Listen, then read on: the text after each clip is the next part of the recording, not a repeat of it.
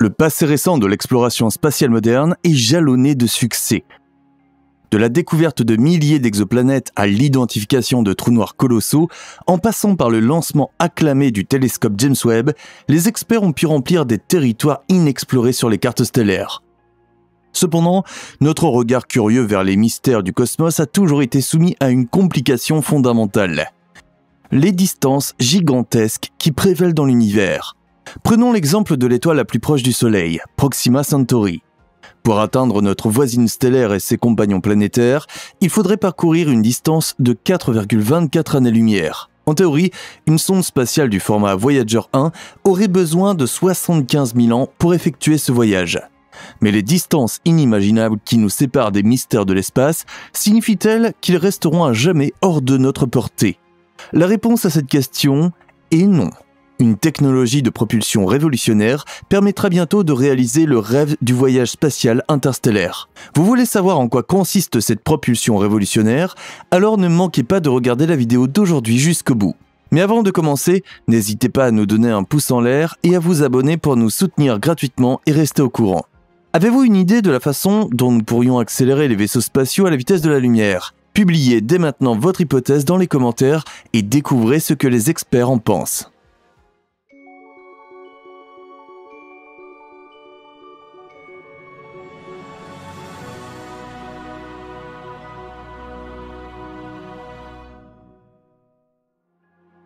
Limite de vitesse cosmique. Si l'on suit la théorie de la relativité restreinte d'Albert Einstein, il existe dans le cosmos une limite de vitesse naturelle qui ne peut être dépassée, la vitesse de la lumière. Dans le détail, il s'agit de la vitesse à laquelle la lumière se propage dans le vide. Par conséquent, la lumière parcourt environ 290 000 km en une seule seconde. Pour mettre cela en perspective, un jumbo jet moderne peut se déplacer à une vitesse maximale d'un peu plus d'un dixième de kilomètre par seconde.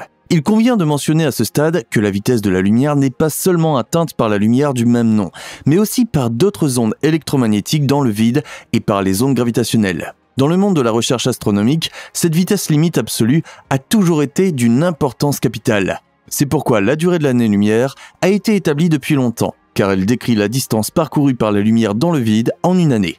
Encore un rappel. Nous passons ici à un ordre de grandeur de 8 billions de kilomètres, ou autrement dit à 1,2 million d'années pour le temps de vol d'un jumbo jet. Le problème de la vitesse de la lumière.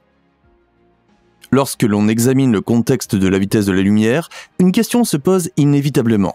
Est-il possible d'accélérer un objet solide, plus précisément un vaisseau spatial ou une sonde, jusqu'à cette vitesse maximale? Les possibilités que l'invention d'une telle technologie nous ouvrirait seraient pratiquement illimitées. Malheureusement, la réponse à cette question est non.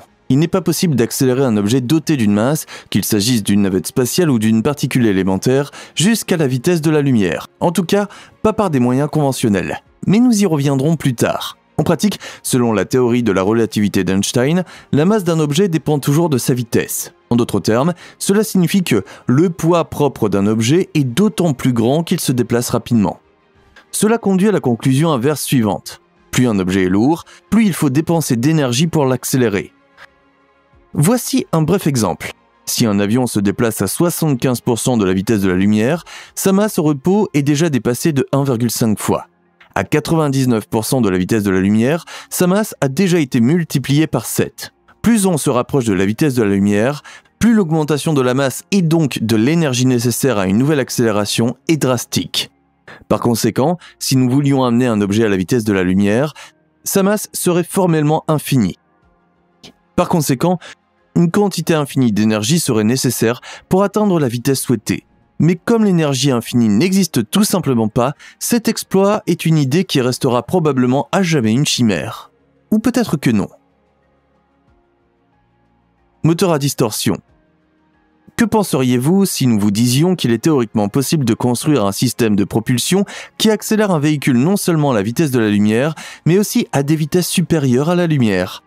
Les fans de science-fiction connaissent aussi bien le terme moteur à distorsion que le Faucon Millenium ou l'Enterprise.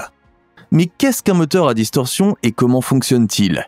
Pour contourner les limites établies du voyage spatial, cette technologie jusqu'ici fictive se base sur la courbure ciblée de l'espace-temps. Au lieu de se déplacer dans l'espace et le temps, l'espace-temps est modifié de telle sorte qu'un véhicule peut franchir des distances extrêmes en très peu de temps.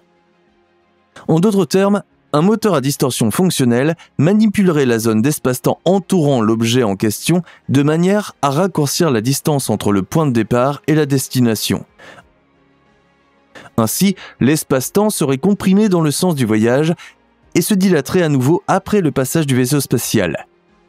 Ces manipulations de l'espace-temps se feraient à l'aide d'ondes gravitationnelles à vitesse superliminale, de sorte que le vaisseau spatial voyagerait dans une bulle de distorsion dans l'univers. Rue à sens unique théorique. Les chercheurs qui se sont penchés par le passé sur la faisabilité théorique d'un tel moteur à distorsion se sont toujours retrouvés dans une impasse scientifique à un moment ou à un autre. Pour que les équations correspondantes soient satisfaites, il faudrait un propulseur ayant une densité énergétique négative. Le problème est qu'à notre connaissance, une telle matière exotique n'existe pas dans le cosmos, ou n'a pas encore été découverte. Pour une meilleure compréhension et pour éviter toute confusion, il convient de souligner que le concept de matière exotique est très large dans le domaine de la physique des particules. Outre la matière hypothétique ayant une densité d'énergie négative, il est également utilisé pour décrire les particules qui ne sont pas constituées d'électrons, de protons et de neutrons.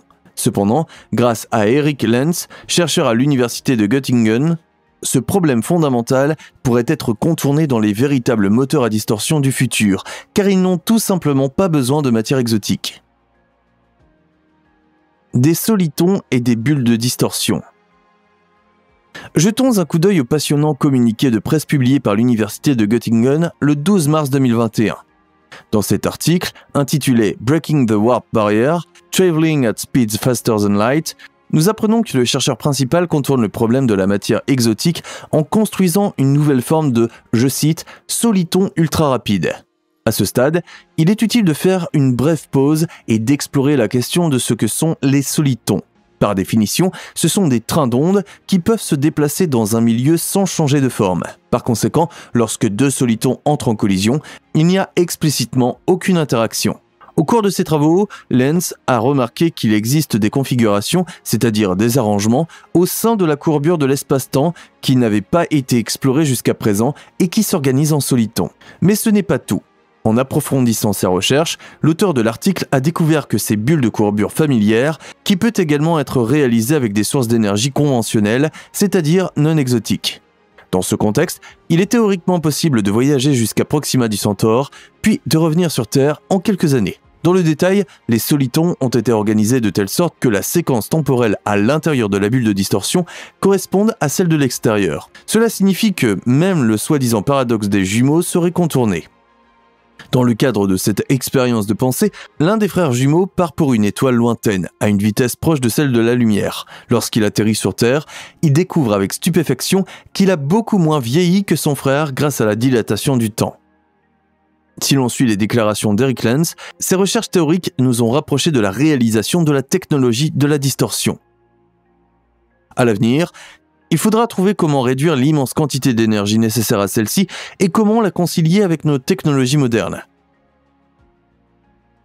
Pour mettre les choses en perspective, pour un vaisseau spatial d'un rayon de 90 mètres, il faut des besoins en énergie correspondant à 100 fois la masse de Jupiter.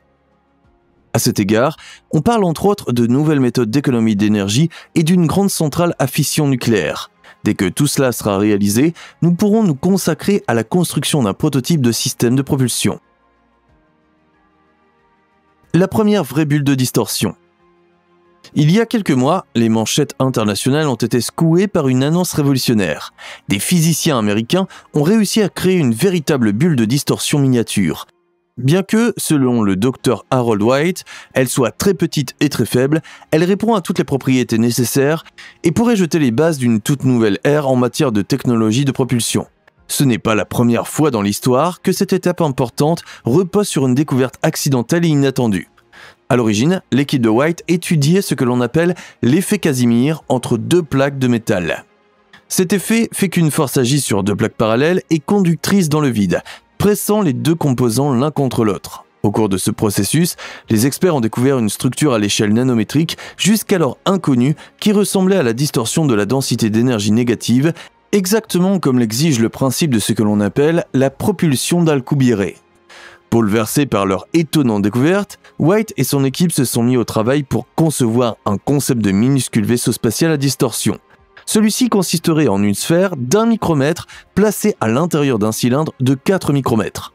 Des expériences préliminaires ont montré que cette méthode est associée à une densité d'énergie de Casimir tridimensionnelle qui répond aux exigences de la théorie d'Alcubierre. Nous espérons maintenant que vous répondrez aux exigences de la théorie The Simply Space et que vous écrirez vos pensées sur la vidéo d'aujourd'hui ci-dessous dans les commentaires. Que pensez-vous de la nouvelle approche de Lens concernant les solitons et pensez-vous que les moteurs à distorsion feront bientôt partie intégrante des voyages spatiaux? Nous attendons vos commentaires avec impatience. Merci de votre intérêt, prenez soin de vous et à la prochaine fois.